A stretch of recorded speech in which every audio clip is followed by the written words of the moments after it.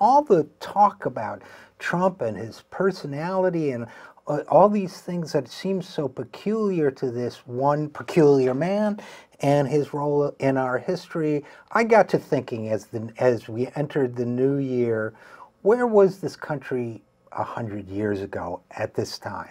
Where was this country 200 years ago at this time? So I dug up some facts that I thought were kind of interesting and relevant. I wrote about them at ourfuture.org in a piece called "The GOP's 100-Year War. It's Bigger Than Taxes or Trump."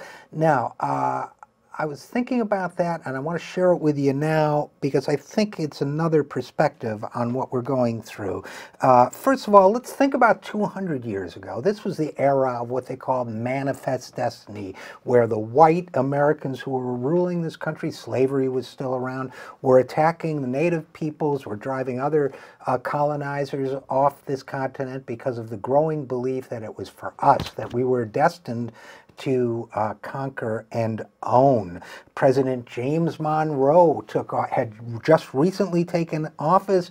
Andrew Jackson was a general, not yet a president. He was engaged in what they called the Seminole Wars, attacking the Seminole and other native peoples of Florida and driving out the Spanish and British colonists there.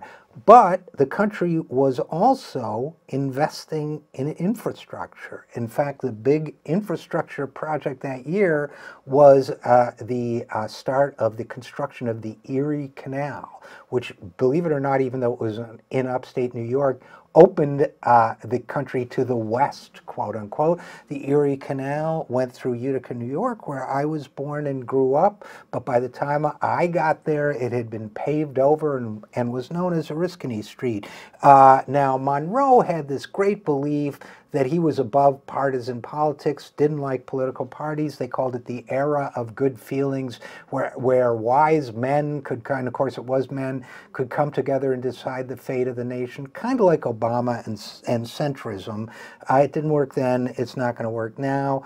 Yeah, then you flash forward 100 years ago, we had just entered World War II. The Germans were the terrorists. They'd blown up a boat in Lyndhurst, New Jersey.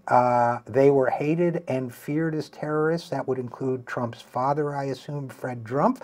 The Alien Enemy Act was passed. They were spied on in their houses of worship. Their newspapers were shut down. Their other businesses were harassed and so on. In other words, the way Muslims are being treated today is the way Trump's people were being treated then. Have we learned much since then? I'm not sure we have, because right now, the enormous, Woodrow Wilson 100 years ago wanted to create did create the League of Nations, wanted to renegotiate the social contract. Then we got into the New Deal. The Republicans have big ideas now. They're trying to undo all of that, and they're doing a heck of a job at it. This tax bill is really also a dagger aimed straight at the heart of the New Deal, the New Frontier, the Great Society, Medicare, Social Security, you name it. They're thinking big and they're acting big, while Democrats insist over and over and over that we're just going to tinker at the margins of public policy.